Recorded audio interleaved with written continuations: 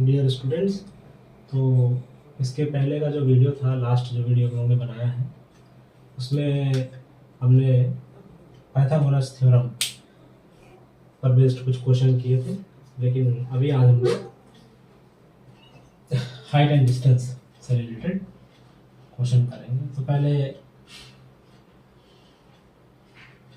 Height and distance का जो concept है वो समझेंगे, और इस पर बेस्ड जो बेटा क्वेश्चन करेंगे हम, वो एनसीईआरटी की जो बुक है क्लास 10 की, उसमें 15 क्वेश्चन है एक्सरसाइज में, और अप्रॉक्स 6 या 7 के आसपास क्वेश्चन है एग्जाम्पल्स में, है ना। तो वो हम लोग करने वाले हैं। लेकिन उसके पहले हाइट एंड डिस्टेंस करने के पहले आपको पाइथागोरस थ्योरम और जो ट्रिग्नोमेट्रिक रेशियोज हैं उनकी वैल्यू, और जो ट्रिग्नोमेट्रिक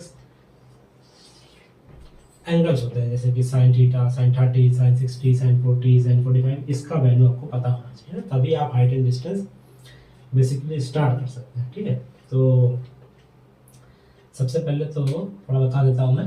राइट एंगल ट्राइंगल कल भी मैंने डिस्कस किया था, फिर डिस्कस कर लेते हैं सर। राइट एंगल ट्राइंगल, ठीक है, क्योंकि राइट एंगल ट्राइंगल बहुत इंपॉर्टेंट है आपके हाइट एंड डिस्टेंस के कॉन्सेप्ट में।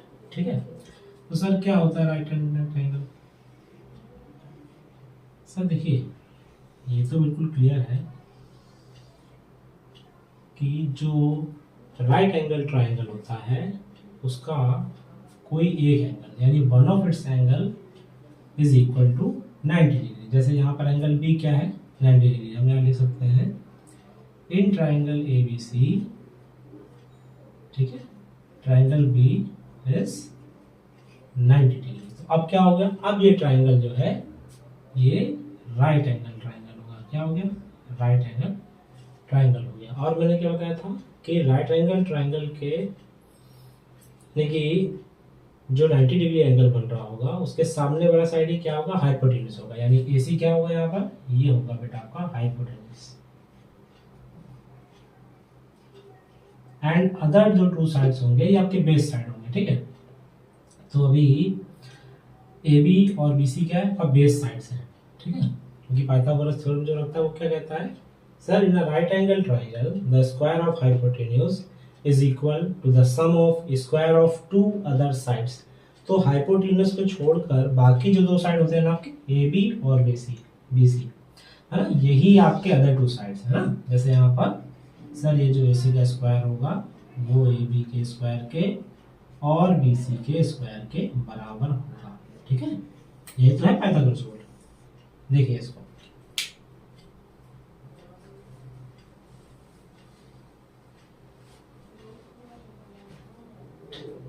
ठीक है, चलिए अब नेक्स्ट करते हैं ना। तो बता दिया ना मैंने कि सर हाइपोटेनस का जो स्क्वायर होगा वो अदर टू साइड्स के स्क्वायर के सम के बराबर होगा। ठीक, देन आफ्टर क्या करना है, तो इसके बाद बेटा हमने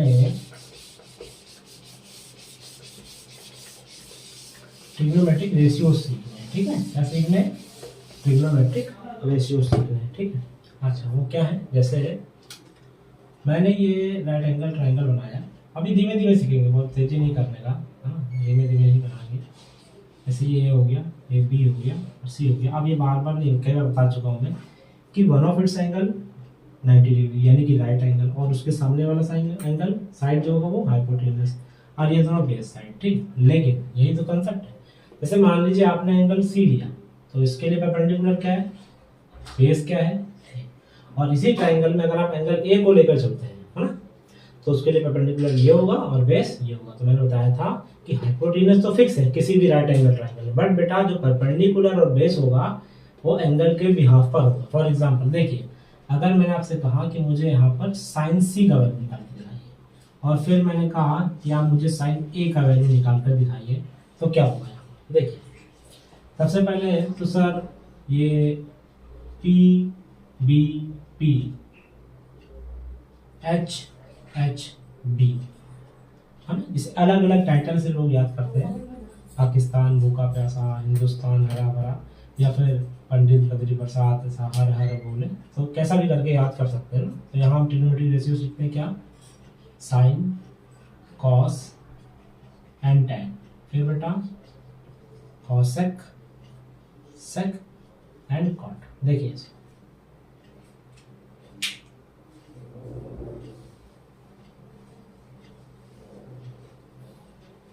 तो क्या बोला मैंने, sine cos tan and cosec sec cot. Okay ठीक है। तो सर मान लीजिए कि मुझे साइन का वैल्यू चाहिए, कॉस का वैल्यू चाहिए, टेन का वैल्यू चाहिए।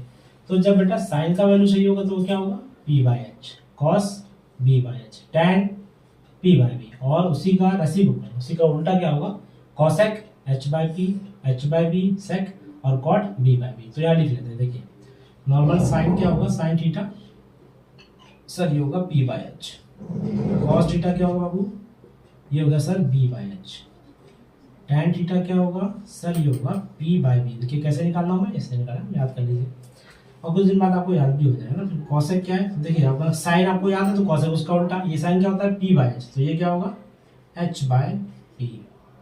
सेक क्या होगा, सेक होगा बेटा कॉस का उल्टा, यानी sir H upon B, H by B. और कॉट क्या होगा, कॉट होगा टैन का रेसिप्रोकल, यानी सर वो होता है पी बाई बी, तो ये होगा बी अपॉन बी। ओके कैसे सिखाया, पंडित बद्री प्रसाद हर हर बोले, या फिर पाकिस्तान लुका पैसा और हिंदुस्तान हरा। Sine P by H, cos B by H, और tan P by B, cosec H upon P, sec H upon B and cot B upon B. और फिर ये देखिए sine sir P by H, cos B by H, tan P by B, cosec sine का उल्टा sir ये होगा P by H, ये H by P. Sec किसका रेसिप्रोकल है, कॉस का, ये बी बाई एच तो ये एच बाई बी, और कॉट बी बाई। ठीक देखिए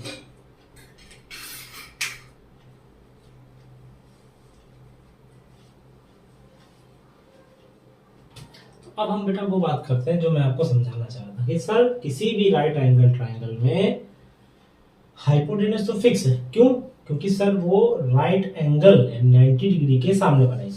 बट ये जो दो साइड होंगे A B and B C, ये तो बेस साइड्स है, लेकिन ये परपेंडिकुलर और बेस कहलाते हैं कब, जब हम इस तरह के क्वेश्चन करते हैं, है ना।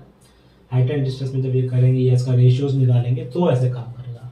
और दूसरा बेटे आप ये देखिए कि सर जब मैं साइन सी की बात कर रहा हूँ तो कौन सा एंगल आ रहा है, ये वाला। साइन ए की वैल्यू बात कर रहा हूँ तो क्या आएगा, ये आएगा। और बहुत बच्चे कंफ्यूज होते हैं कि सर ये साइन बी नहीं हो सकता क्या, साइन बी, क्या हम साइन बी का वैल्यू नहीं निकाल सकते यहाँ पर, नहीं नहीं, साइन बी का वैल्यू आप नहीं निकालेंगे ना। तो जब राइट एंगल ट्रायंगल सॉल्व कर रहे होंगे और उसमें हम ट्रिग्नोमेट्रिक रेशियोज के थ्रू इस तरह के रेशियो निकाल रहे होंगे, तो आप सिर्फ इसका वैल्यू यानी एंगल ए का और एंगल सी यानी कि जिस पर राइट एंगल ट्रायंगल बन रहा होगा ना बेटा, उसको छोड़कर ही आप बात करेंगे। ठीक है सर, चलिए। अच्छा क्यों ऐसा करेंगे, तो मैंने क्या बताया कि एंगल के सामने वाला ही क्या होना चाहिए, परपेंडिकुलर, और इसका एंगल क्या है बी, अब बी के सामने क्या होना चाहिए, परपेंडिकुलर, लेकिन यहाँ क्या है हाइपोटेनस। दैट्स व्हाई ये जो बेटा आपका राइट एंगल ट्रायंगल है ना, इसका एंगल इसमें नहीं पूछा जाएगा, इसका रेशियो इसमें नहीं पूछा जाना है। तो आप साइन सी, तो सर साइन सी छोड़िए, पहले साइन थीटा क्या होता है, सर साइन थीटा होता है P upon H. Sir sine theta, sir यहाँ भी पी अपॉन एच, तो आप कंफ्यूज जाओगे ना यार, यहाँ सी का वैल्यू पूछा है और इधर ए का वैल्यू पूछा है, ये भी पी बाई एच है और ये भी पी बाई एच है। अब क्या करने का, तो देखिए साइन सी को देखिए, इसका पी ए बी, इसका एच वो तो सेम रहेगा ए से। ठीक, साइन ए का क्या है पी, सर इसका पी इसके सामने वाला बनेगा ना, एंगल के सामने वाला, यानी इसका पी क्या होगा बी सी, और इसका एच एच सेम, ये डिफरेंस आएगा। देखिए इसको,